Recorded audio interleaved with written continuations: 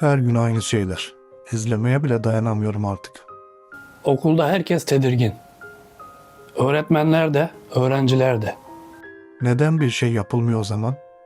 Çünkü herkes bir şey olmaz deyip geçiyor. Oluyor ama.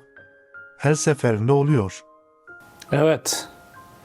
Ama olay olduktan sonra konuşuluyor sadece. Sonra unutuluyor. Yani biz sadece izliyoruz. Sonunda da unutuyoruz mu? Evet. En büyük sorun bu. Çocukların en çok okullarda güvenli olması lazım. Çocuklarımızı korumamız lazım. Öğretmenlerimizi korumamız lazım. Hep susarsak bu böyle devam eder. Kimse konuşmazsa hiçbir şey değişmez.